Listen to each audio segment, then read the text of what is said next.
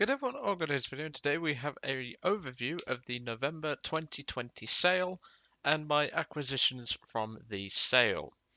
You obviously remember that I had over 10,000 GE ready for this sale, and we've picked up some proper stuff that I think a lot of people are going to love.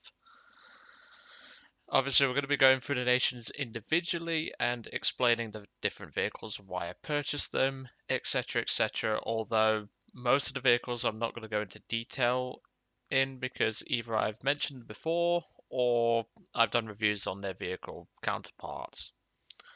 Obviously, as per normal, you will get reviews on every single vehicle that you see in this video, although some of them I'm going to combine them because they're pretty much exactly the same. But other than that, you'll be getting reviews on each individual aircraft.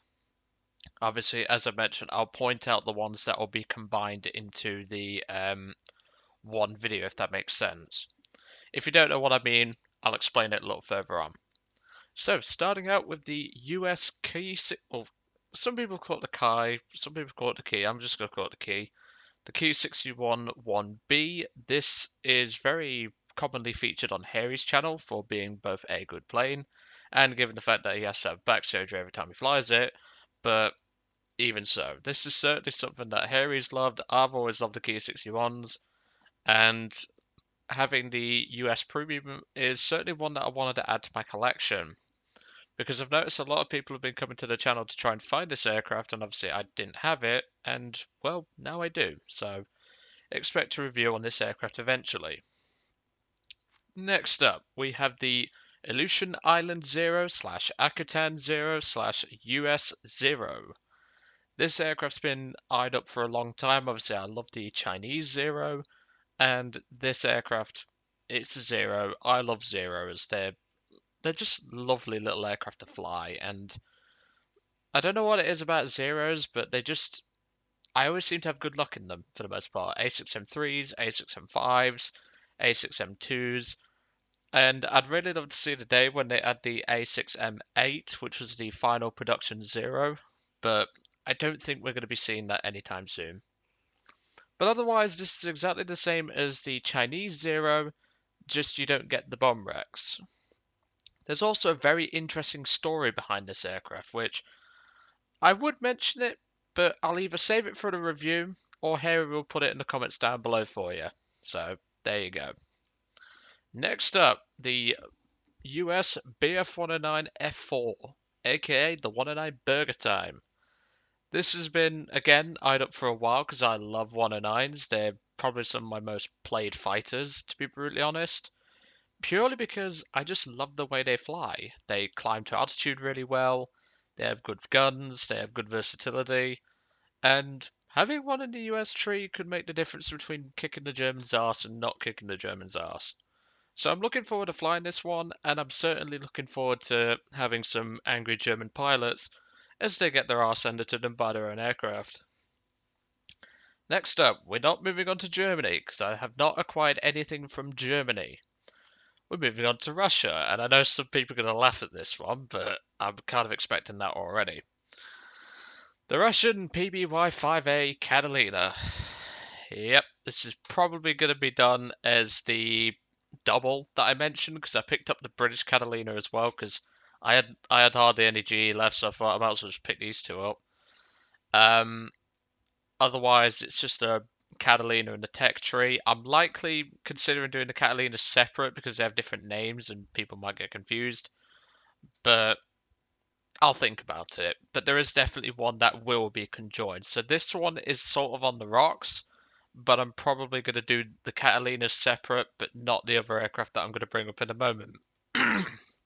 Excuse me there, my throat's feeling a bit dry. But it's a Catalina. I love seaplanes, as most of you know. And even though this thing doesn't have its 350 cals anymore, which it used to, but obviously they changed it, which was a historical nerf, we're just going to have to adapt to that. And to be brutally honest, still having 150 cal and 130 cal is more than enough for this thing to cover itself on the rear end. So as long as you use this thing correctly, it can actually work pretty well. Next up, the Russian P-63A5 King Cobra. Again, it's a Cobra. I love my Cobras. King Cobras not so much as they're a bit nose heavy, but when I took out Cobras just to get back into the swing of things with them, the A5 model I tended to have the best fun in because it didn't feel as nose heavy. And personally, picking up the Russian P63A5 I think was a good call because at the end of the day, this thing works in up tiers and it also works just overall because it feels more like an Aero Cobra, just with more horsepower. Next up, I know there's a couple of viewers who are very eager to see this one, the Russian B25J30. Yeah, this is pretty much one that people have bombarded me to get. Shadows told me to get it. Derek Reinhardt's asked me to get it so I can review it because I've never actually done a video on a B25, which is surprising. But well, I mean, I've done videos on the B25 airframe, that being a PBJ, but that doesn't really count. I mean, it does, but not the proper B25 that we know and love. Being the Russian one, we're probably going to get stuck with the Germans and having to fight the Allies, which should be pretty interesting because this thing could take a beating except the tail control, which is like sponge. Well, it's like sponge. I can't remember what Harry said. It was like somewhat sponge or like wet tissue paper. I can't remember what he said, but I'm sure he'll correct me in the comments below. Next up, the P40, well, the Russian P47 D27 Thunderbolt, aka the Stalin Bolt. Again, it's well, the D27 designation is actually incorrect. Well, I mean, it is correct, but it flies like a D25 as far as I'm able to tell in the test flight. So I'm going to treat it like a D25. But you do actually get bombs on this one as opposed to Chubby, the Hitler Bolt. So this might be a bit more for ground forces lovers, but at least you'll have something to think about if you ever go for a premium Thunderbolt. However, this was actually the most expensive premium on my list at 950 golden eagles on sale. Quite a lot, if you ask me, but to be fair, Chubby's 800 and he doesn't get bombs. I'm sure some people would gladly pay the extra 150/300 if it's not on sale for the bomb racks. And obviously, as you can tell, I've been left with 85 GE, which I'll probably dump in something, I'm not sure yet. Moving on to Great Britain, here's the Catalina MK3A that I mentioned earlier. As previously mentioned, I'm still debating actually using or like putting them as one because otherwise it's just going to confuse some people. And trust me, people do get confused over the silliest things nowadays, but even so, I will certainly consider that and get back to you on that. But the two things that are not changing are the Boomerang Mark2 and the Boomerang Mark1.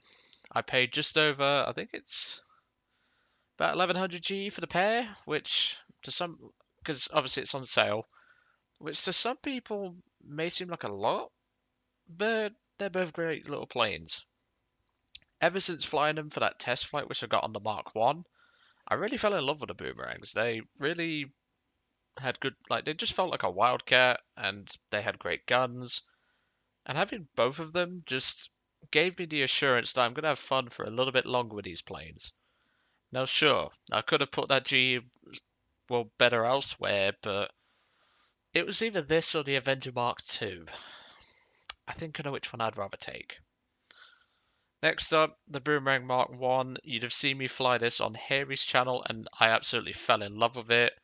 Munchkin loved the fact that I did a cheeky laugh when I went for a Key 45, which I'm sure some people enjoyed that laugh as well.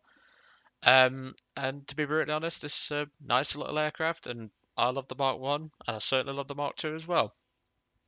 So, one other point of note is you will not see first flights on these vehicles because A, there's too many and I can't be asked, and B, I've flown half of them anyway, so I can't exactly do a first flight when I've already flown the vehicle, if that makes sense. And obviously, I've had flight experience in the Boomerang Mark 1 anyway.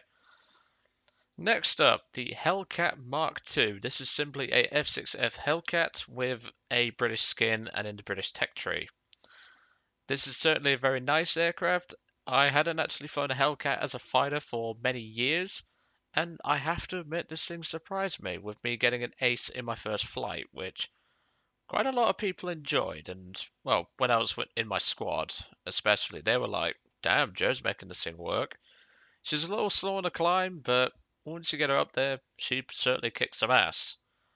Unfortunately, we're going to be moving on to the stinker of my entire collection that I've acquired, to Japan. And this thing, the Kai 102. Yeah, I don't like it.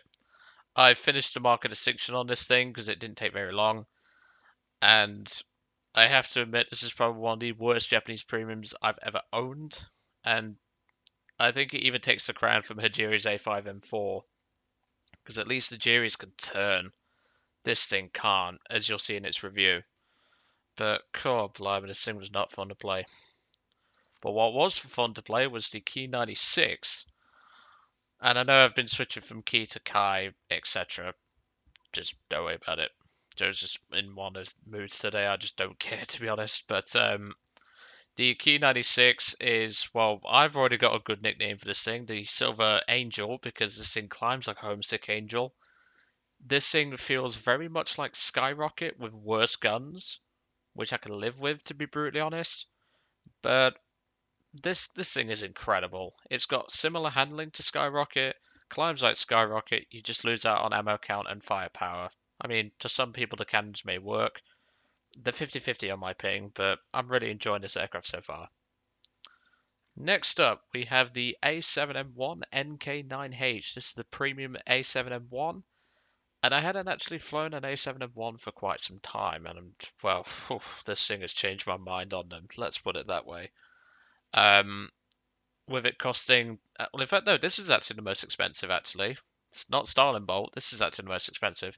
This plane was, I think, 1,025 GE, something like that. It was really expensive, but it was still worth it in the long run. And I have to admit, this is probably one of the best premiums that I've gotten in a long time. And I can see why people pick this thing over Chapel Wolf. Let's put it that way. And then we move on to the last aircraft, as I'm sure some people will love. This is the famed Mr. Quackers. Harry's been telling me to get it, and to be brutally honest, for 675 GE I paid for this. I've certainly had my moments in Ground Forces in it. It really does well in Ground Forces, although it's a bit of a bust when you put 30 on. But otherwise, this thing is going to be a barrel of laughs. And yes, I have played it as a heavy fighter to some extent, or shall we say to some extent. But that pretty much covers everything in the sale that I've gotten. I am still thinking about getting the premium packs, the beginners packs on sale for about £4 a piece. I'll certainly think about it, and if I do, I will certainly get around to making sure that you lot know as soon as possible. But otherwise, that is everything in the sale. Obviously, no first flights for any of them, but you will get reviews for each one of them. Anyway, I'm going to let you guys off. I hope you enjoyed my little overview of what I got in the sale, and I will catch you all on the next one.